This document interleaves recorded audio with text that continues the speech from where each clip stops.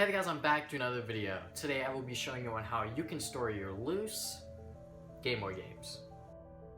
So if you're a video game collector, you must know on how annoying it is to find a way to go and store your loose Game Boy games.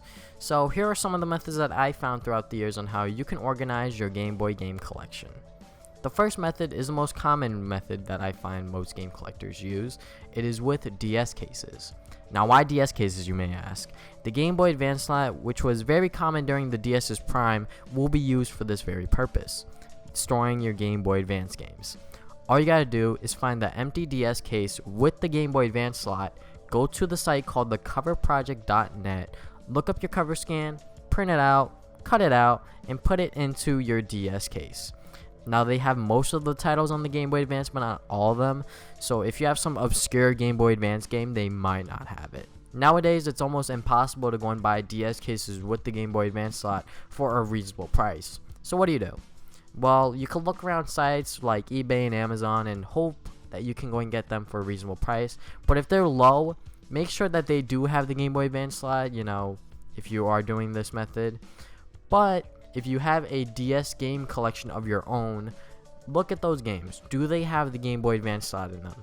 If some of them do, what you can do is buy a bundle of DS cases without the Game Boy Advance slot, or if they don't specify, just try to take the gamble at it.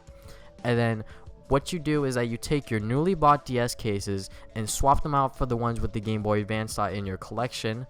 So I'll just say that I have 13 games in my DS game collection, and I have 5 of them have the Game Boy Advance slot. So I'll just buy a bundle of 5 on Amazon, and then when they come in, I'll just swap those new cases I just bought, and then swap them with the games in my collection with the Game Boy Advance slot. So now I have a case with the Game Boy Advance slot in it. So hopefully that wasn't confusing. It probably was. Now, some of you may ask, what about the Game Boy and Game Boy Color games?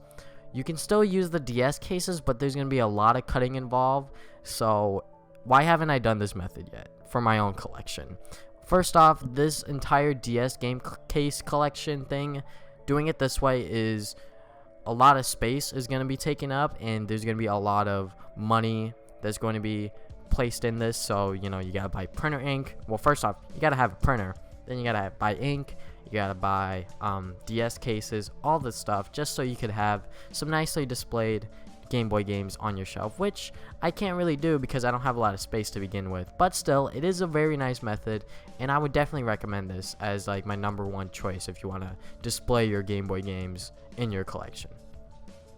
The second method is with these plastic card sheets. What you do with these plastic sheets is that you'll be able to store all of your Game Boy games in these sheets, all types. You could fit Game Boy, Game Boy Color, and Game Boy Advance games. Now, with Game Boy and Game Boy Color games, you could fit up to 9 games per sheet. But if you have Game Boy Advance games, you could fit double the amount, because you could fit 2 games per slot on the sheet. So you could fit up to 18 games for the Game Boy Advance games. So that's really cool. This method is actually really nice. I think I would definitely recommend this if you have a huge binder at home that you're not really using, or if you want to buy a huge binder and use this method. That's really nice. I think that this is a really cool and neat method. The third method is by using this plastic bin. This plastic bin is usually used for pens, pencils, and like scissors, and basically like office supplies, but we're going to use it to go and store your Game Boy games. This plastic bin fits perfectly for Game Boy games. You can fit them all in here, and you could also just, browse through them easily. I use this method currently because it looks really nice and it doesn't take up that much space. If you own a video game store, or if you're a manager at like a Play and Trade or like some other like retro store, I would definitely recommend you use this plastic bin method, because if you have like a bunch of like trash like Game Boy games that you aren't really gonna sell for like that high of a price, and then you put them on like the store floor, the Play and Trade I recently went to, they just have them in like this box, and then you have to like go through them and like sift through them. Like, that's really annoying. Like, as a consumer, I don't want to sit there for like half an hour trying to find like Game Boy games that I may like, so you're definitely not going to sell them that way. So I would definitely try to go and use this plastic bin method. You could fit like a bunch of games in here too, so definitely use this method if you own a store. The fourth method is by using this mini plastic drawer. This plastic drawer holds up a lot of games actually, so I would only recommend this method if you have a large collection of Game Boy games, demonstrated within Metal Jesus Rocks video. The fifth and final method I'm going to be showing you within this video is cassette tapes, or cassette cases I should say. I've only recently discovered this method and it seems to work pretty well. So you take an empty cassette case, print out the cover, try to find it on the internet or try to make your own. I'll show you that in a little bit. Remove the plugs on the cassette case so you could go and fit your game in there. Place the cover in and the game, and then you're all done basically.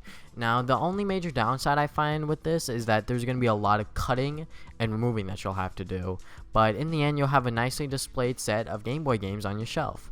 Now this is probably the method that I would use personally over the DS cases, just because like it's so like smaller and it just looks nicer I think, but I would still recommend the DS cases over this one just because like the amount of covers for the cassette cases is very small, because this method of storing your Game Boy games is very niche. But if you're good at Photoshop and you're good at editing pictures, you could probably use this method, to be honest. Now there will be a lot of things in the description below for all of these methods. There will be Amazon links, YouTube links, everything in the description below. So if you want to see exactly more on how you can organize your Game Boy games, just go down there. Also, if you have methods on how you store your Game Boy games, leave them in the comments below. I'm always interested within how people store their games and all this other stuff. So yeah, I think that's about it. Thank you guys for watching this video, and I'll see you guys next time with more videos. Game on, gamers.